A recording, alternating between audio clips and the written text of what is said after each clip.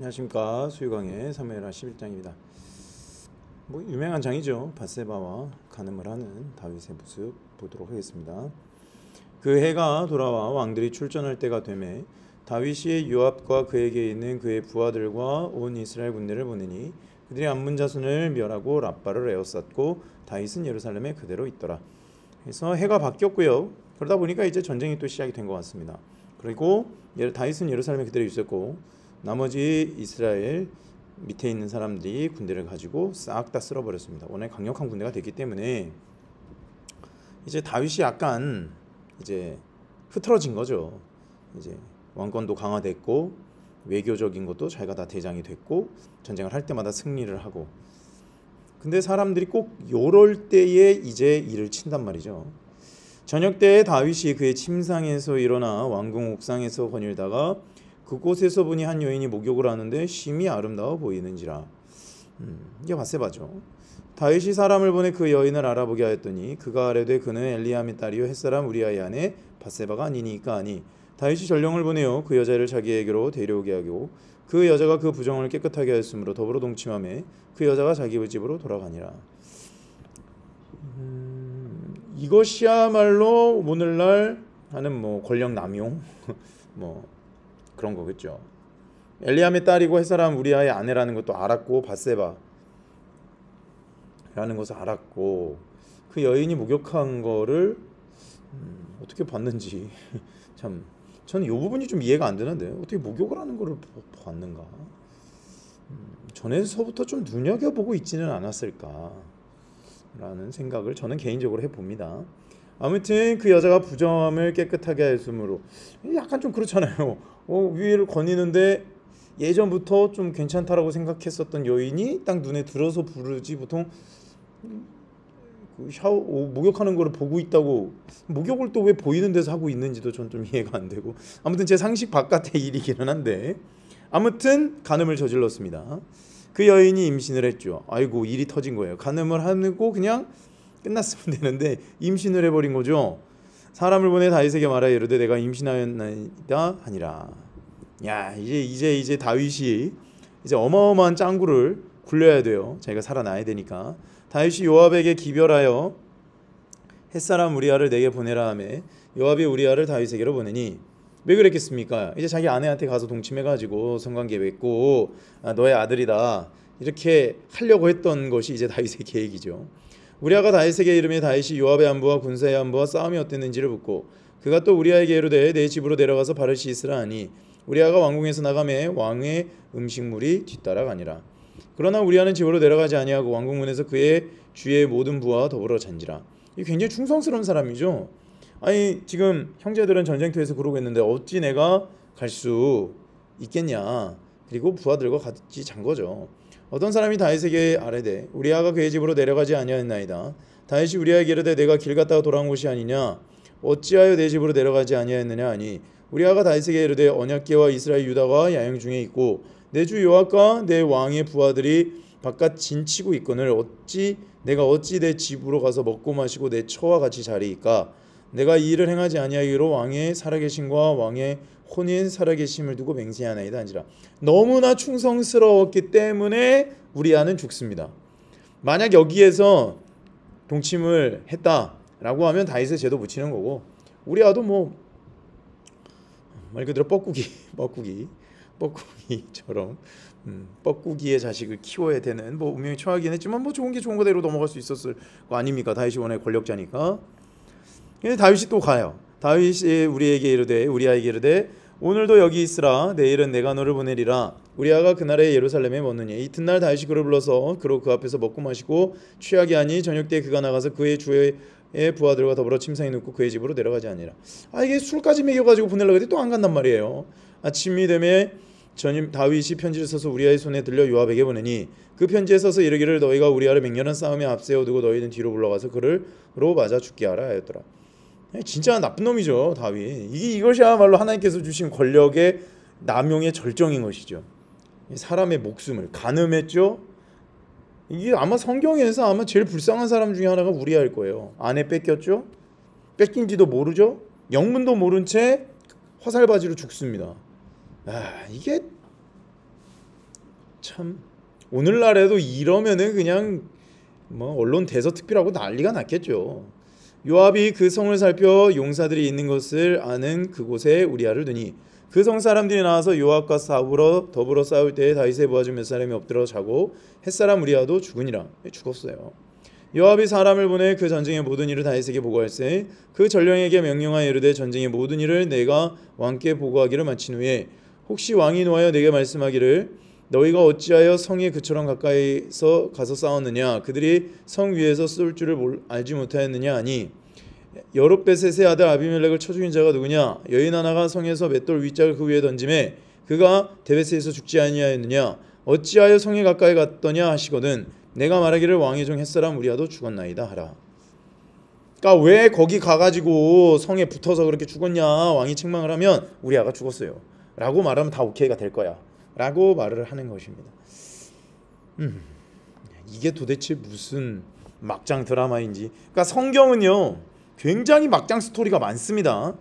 그거를 왜 우리에게 보여주느냐, 누구나 이런 막장 스토리의 주인공이 될 수 있다는 겁니다. 음욕에 휩싸이거나 권력욕에 휩싸이거나 그것이 함께 찾아오거나 성공에 빠지면 이런 것을 누구도 이런 걸 피하지 못하는 거예요. 솔직히 다윗이 저지른 죄가요 사울보다 훨씬 커요.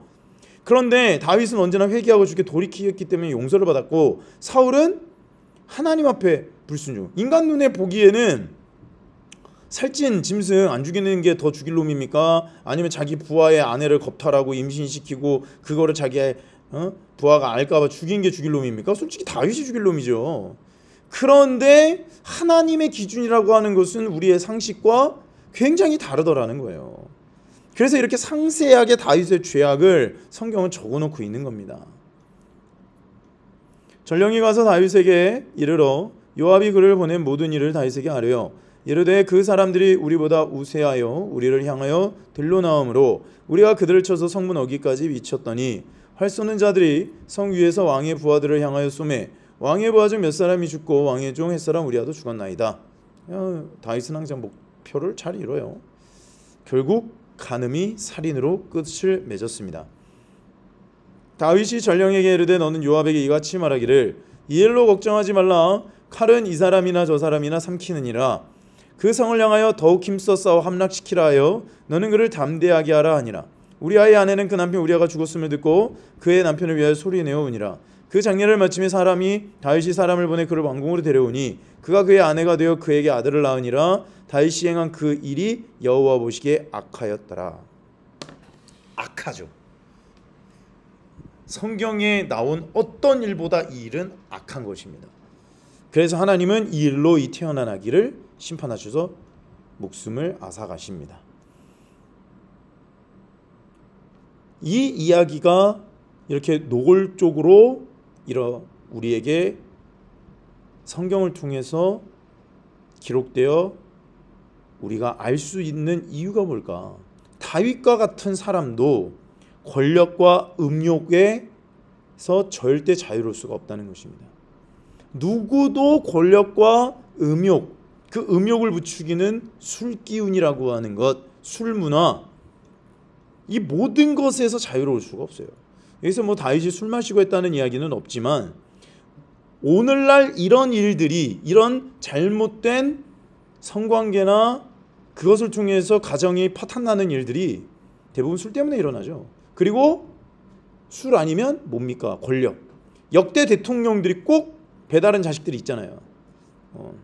그 성 스캔들이 꼭 있습니다. 왜 그럴까? 왜 그럴까요? 이 권력이라고 하는 것이 굉장히 매력적이거든요. 이 밧세 같은 경우에도 자기 남편을 위해서 소리내어 울었죠. 남편을 사랑했단 말이에요. 그러면 다윗이 그걸 요구를 했을 때 다윗이 의로운 사람인 걸 알면 거부했어야죠. 그런데 밧세바도 사실 그 권력이 좋았던 것은 아닐까? 아니면 거부할 수 없는 요구. 그리고 하나님의 사람의 다윗인데 왕이시여 그러시면 안 됩니다. 하나님 보시기에 이것은 악한 일입니다. 말할 수 있는 거잖아요.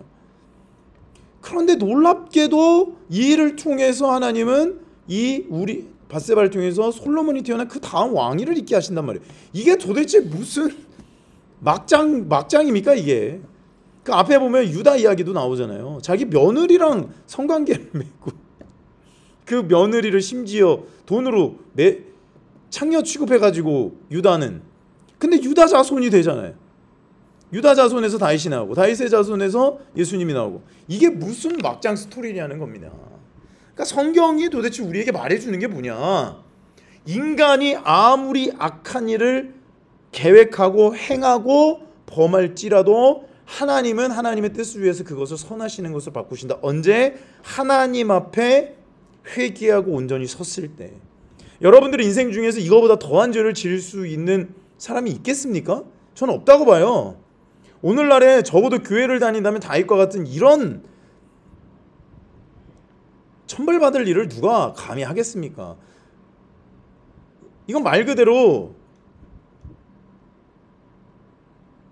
간음을 저지르고 살인 교사를 한 거잖아요.